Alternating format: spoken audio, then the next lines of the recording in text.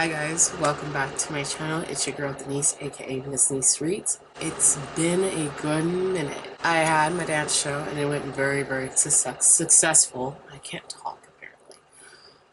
However, shortly after the show, I got sick and I was just out for a week. And then last week I was feeling better, but not like at 100%. Right now I'm like at a good 90.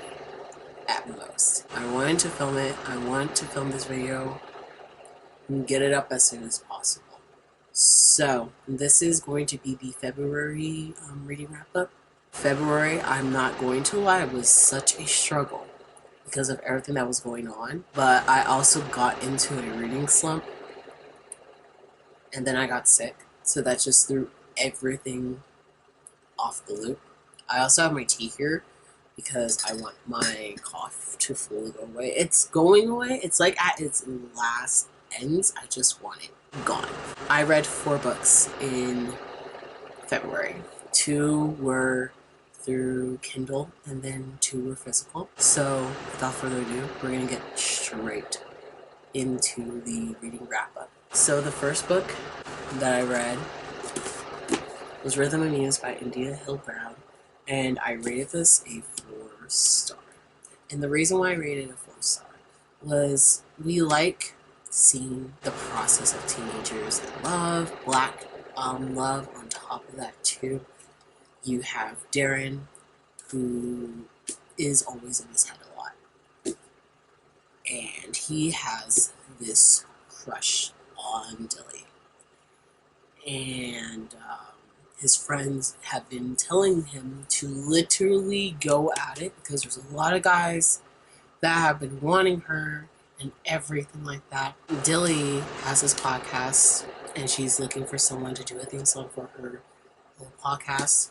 And Darren's like, why not? Why not go for it? Little did he realize that Dilly likes the song, but the thing is that Dilly doesn't know that it was Darren who sung it. So it's kind of like Cinderella, Dilly trying to find who is the person that sang this, you know. And so I really like the story. It was really cute. Very quick to get through.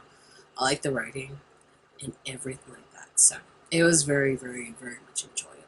Yeah, it was really cute. I liked how the chapters were set up as well too. I liked seeing a story through a guy's point of view here and there. So that's also bonus points too. But it was a really cute story. The next book that I read was Dysfunction, Junction by Robin W. Pearson. And I was part of a book tour for this book. So the post is on my Instagram. So follow my Instagram. You will see it. There were a lot of aspects that I enjoyed about this book. But then there was also aspects I didn't really as much enjoyed. I rated this a 3.75 stars. Here's why. This book kind of got me into a reading slump. And it sucked. Because I really liked getting to know each of the sisters, Frances, Annabelle, and Charlotte.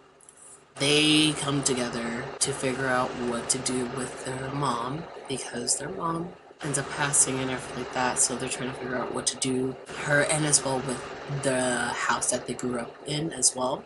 So they have to come together and just, you know, kind of go through those memories again of what their mom had put all 3 of them through, which was, I felt bad for all 3 of them, genuinely. I felt like the pacing for me too was also a problem, because it's like I kind of wanted to get to the nitty-gritty of everything, but it took a while. But I did like seeing the 3 sisters individually kind of going through their little obstacles as well too to get to where they are. And there was a quote that really resonated with this book, and I'm going to find that quote right now. Oh, that is fantastic. And the quote says, let's say we've reached a crossroads, not an impasse, a junction of sorts. Maybe we've reached a place where we need to make important decisions. And I feel like that quote sums up the book as an entirety. They have to make a lot of important decisions. and they're at a junction with each other in a lot of like their family home experiences. But I also love the sisterhood in this as well. You really get to see the highs and the very much lows of a sisterhood, and I liked how realistic that was. And I also really appreciate how each of the sisters are so different in various ways, from their lifestyles to their personalities. Like I said, there was a lot of good and there was a lot of bad that I really just didn't like about the book as well. There was points where I felt like the characters were a bit too insufferable for me to read. I'm like, do I really want to like continue the book type of deal? Like I said, it does have a lot of important lessons and stuff in here, so that's why I rated it a 3.75. The next book I read was I Do Exist by Casey Farrior, and this is a poetry collection. And I also rated this as 3.75. There was a lot of stuff that I liked about the book, but it wasn't really gravitating much to me as I thought it would. Am I planning on reading their works in the future? Absolutely. There's a lot of books that I have by them that I still want to read. This collection just didn't do it as much for me, but I do give a lot of props for telling their story and everything like that. Like the message within each poem I understood, and just the overall basis of what the collection is about, I get 100%, and I understand that thoroughly. It's just, I don't know. I posted a review for Plantains and Unbecoming, and I did mention that some poetry books recently have been very much hit or miss for me, and it kind of infuriates me a little bit, because I'm like, I've been wanting to get back into my own writing, and then just trying to read more poetry books to kind of get that inspiration for me to just get back at it. And some of them have just been very much a hit or miss, and it's been very much disappointing. So if you have really good poetry book recommendations, please comment them down below. I'd very much like to know. It wasn't like I hated the collection. I didn't hate it. It was good. It also hit when I was also kind of in a reading slump as well, so that was also another reason why too. So that's why I rated it a 3.75. And the last book that I read was Only for the Weak by Natasha Bishop, and I'm glad I read the book because it actually got me out of a reading slump. Yay. This book was a 5-star. Usually, I'm not for messy drama. However, a good bit here and there is great.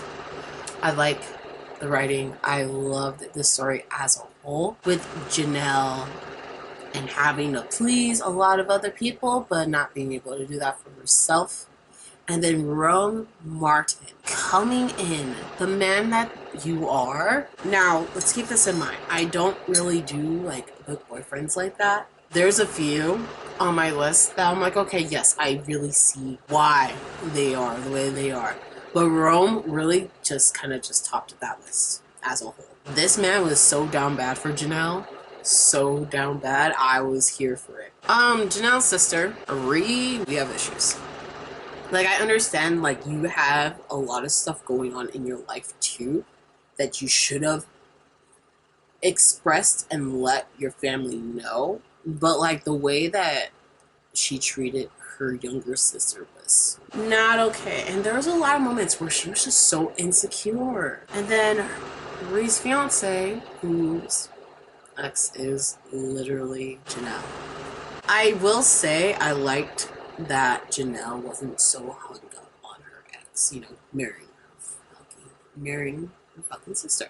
And if like that, she was like, I'm literally fine. And then her family, I also had an issue with too, because she's just like, because they just assumed her like, oh, how are you feeling? Janelle's just like, can y'all like stop? I'm literally fucking fine. But Rome makes her realize like she really also needs to like put herself first as well, and also set boundaries. I was really proud of Janelle towards the end of the book for finally standing her ground and just all of that. But also, Rome, can we talk about this man? He's crazy. He's crazy because literally Janelle never had time to like finish the books that she wanted to read. He literally got a yacht so that she's able to read her books. And on top of that, he also starts reading the same series as her and starting to get more engaged. Rome, I'm gonna need you to be so for it right now. You're wild. You're wild as hell for that. And then on top of that, when Janelle was having such a crappy night, I think it was a crappy night. I don't know if it was day or night. One of those two. That day, Janelle was just going through it. And he got room service to deliver her, like, a bunch of food, but as well, like, self-care products on top of that, too. And I'm not gonna lie, that epilogue, I actually shed quite a bit of tears. I'm not gonna spoil the epilogue for that reason, but the way that it happened, and this is why I like men written by women. And then it kind of made me realize a lot of things about myself, and I'm like, that explains why for a lot of things, and especially with my relationship with my significant other.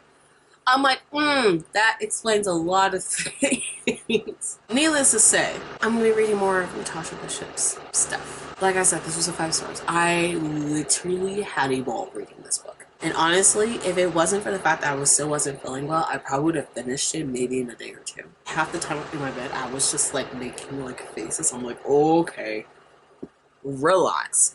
Also, I also forgot to mention, I do very much enjoy Janelle and Rome's banter and the relationship throughout and that progressing. Their banter was just everything that I needed and more. This is my second 5-star for this year. Yeah, so that's the books. Those are the books that I read in February. I hope you guys enjoyed, and if you like this video, give it a thumbs up and comment down below what books you read in February. I would like to know, as well. Keep it respectful in the comments. That would be fantastic.